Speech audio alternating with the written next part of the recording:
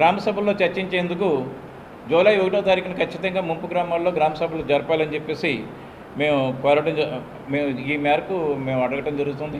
అదే సందర్భంగా GOMs number 63 అని చెప్పేసి ప్రభుత్వం ఒకటి విడుదల చేసింది. దాని ప్రకారం ఏంటంటే 500 ఓటర్లు దాటితే అదొక ప్రత్యేకమైనటువంటి పంచాయతీగా గిరిజన గూడాలని చేసుకోవచ్చు. ఇప్పుడు వీళ్ళందరినీ కూడా R&R కాలనీస్కి తరలించేశారు. ఈ R&R కాలనీస్కి తరలించేసిన వాళ్ళు మళ్ళీ ఎక్కడో పంచాయతీలకు లింక్ చేయకుండా 500 ఓట్లు దాటి ఉన్నటువంటి అన్నీ కూడా సెపరేట్ పంచాయతీలు చేయాలి. దానికి సంబంధించి కూడా జూలై 1వ తారీఖున ఎలక్షన్స్ వచ్చే టైం దగ్గరలో ఉన్నాయి కాబట్టి పంచాయతీలకి జూలై 1 గ్రామ సభ జరపడం చాలా కీలకం కాబట్టి ఈ మేరకు ముంపు గ్రామాల్లో ప్రధానంగా పోలవరం షెడ్యూల్డ్ ఏరియాల్లో గ్రామ సభలు జరపాలి. అదేవిధంగా రాష్ట్ర వ్యాప్తంగా కూడా గ్రామ సభలు జరపాలని చెప్పేసి ఆదివాసీ మసబ్గా డిమాండ్ చేస్తున్నాం. నష్టపరిహారం ఇవ్వకుండా చట్టవిరుద్ధంగా ఉండకూడదు. అలా ఉంటే ఇప్పుడు ఈవేళ నిర్వాసితులు ఎవరైతే ఉన్నారో వాళ్ళు కూడా నేరస్తులు అవుతారు. అంటే ఈ ప్రభుత్వం యొక్క విధానాల వల్ల అసలు ఎస్సీ రైతులకి డబ్బులు ఇవ్వకపోవడం వల్ల, నష్టపరిహారం ఇవ్వకపోవడం వల్ల నిర్వాసితులు కూడా నేరస్తులు అయ్యేటటువంటి పరిస్థితి ఉంది. కాబట్టి ఇవన్నీ కూడా ఇవన్నీ చెప్పుకోవడానికి ఎస్సీ కులస్తులకి చాలా ఎస్సీ కమిషన్ ఇక్కడ పర్యటించాల్సినటువంటి అవసరం ఉంది.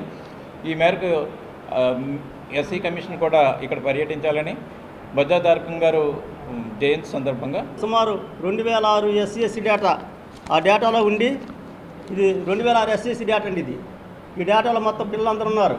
తర్వాత 2017లో వాళ్ళకి ప్యాకేజీ ప్రకటించారు ఇందులోని. తర్వాత 2018లో వాళ్ళు తొలగించారు 376 మందిని.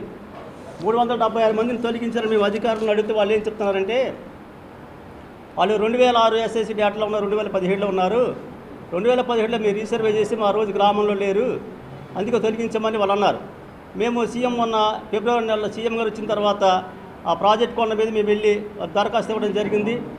దాని మీద సీఎం గారు కూడా సానుకూలంగా స్పందించి ఎవరైతే వాళ్ళు 2006 ఎస్సీ డేటాలో ఉన్నారో ఖచ్చితంగా వాళ్ళ తల్లిదండ్రులు అక్కడే ఉంటారు కాబట్టి పిల్లలు కూడా అక్కడే ఉంటారు, ఖచ్చితంగా మీరు గ్రామ సభలో పెట్టి సర్వే చేయమని చెప్పారు. దాని మీద ఇప్పుడు గ్రామ సభలో పెట్టడానికి సిద్ధపడ్డారు. కాబట్టి జూలై 1న జరిగే గ్రామ సభలో కూడా ఈ అధికారులు దీని మీద స్పందించి ఎవరైతే 376 మంది తొలగించిన వాళ్ళకు న్యాయం చేయాలని కోరుతున్నాం.